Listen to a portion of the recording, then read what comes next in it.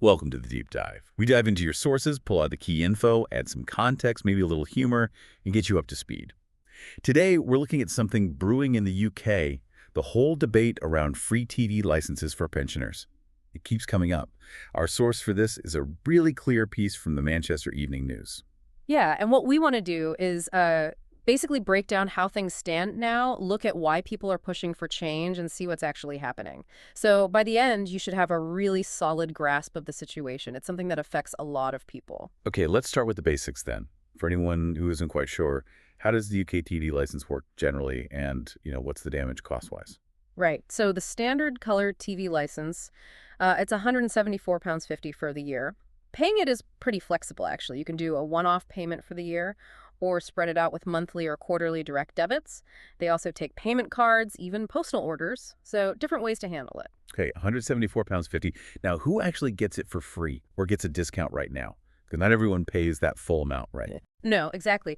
The main free license is for pensioners, but it's quite specific. You have to be 75 or over, and you need to be receiving pension credit. Ah, pension credit. That's the key bit. It is. It's that means-tested benefit for low-income pensioners. If one person in the household qualifies and is 75 or over, the free license covers everyone living there. Mm-hmm. An interesting detail, if you're already getting pension credit, you can actually apply for the free license when you turn 74. Oh, really? Yeah, but you do still have to pay until the end of the month just before your 75th birthday, so it smooths the transition a bit.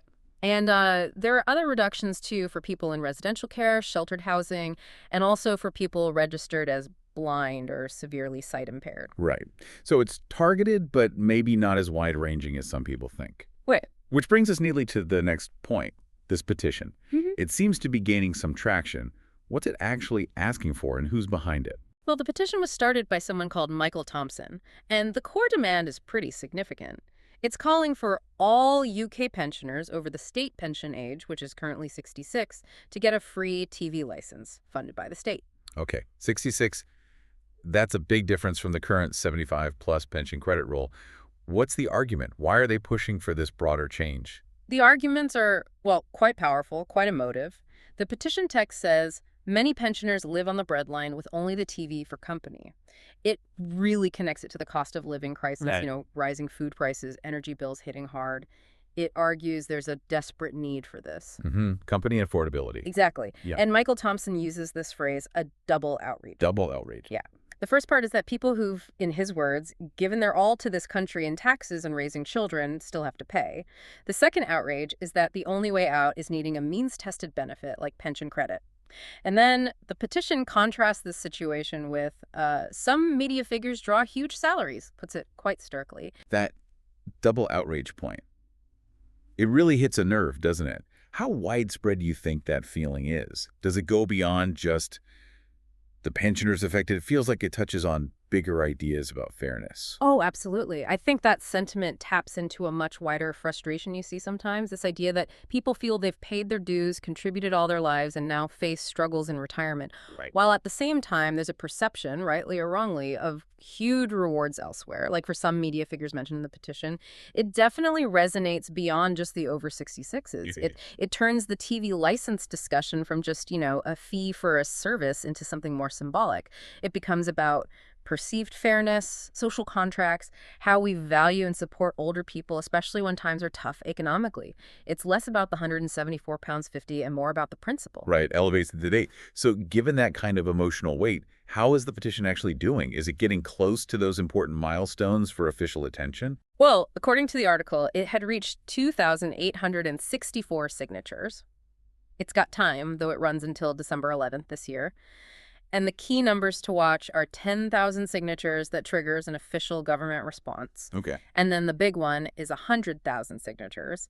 If it hits that, it gets considered for a debate in Parliament. So still a fair way to go for the parliamentary debate, but definitely on the radar if it keeps growing. Exactly. The path is there. Now, while this petition is focused on pensioners and the cost of living, there was another, quite different challenge to the TV license recently, wasn't there? Coming from completely different angle technology. Tell us about this Lee Stewart case. Yeah, this one's fascinating because it shifts the focus entirely.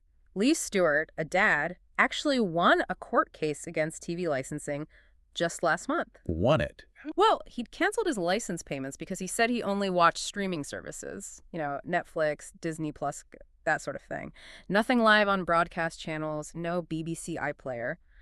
Apparently, an inspector even visited him, but he took it to court and argued successfully that, for his viewing habits, he simply didn't need a TV license under the current law. Wow. So he basically proved he wasn't consuming the services the license covers. Precisely. And while it's just one case, it highlights this massive shift in how people watch things now. It raises the question, if you never watch live TV and never use BBC iPlayer, is the license still relevant or even required for you?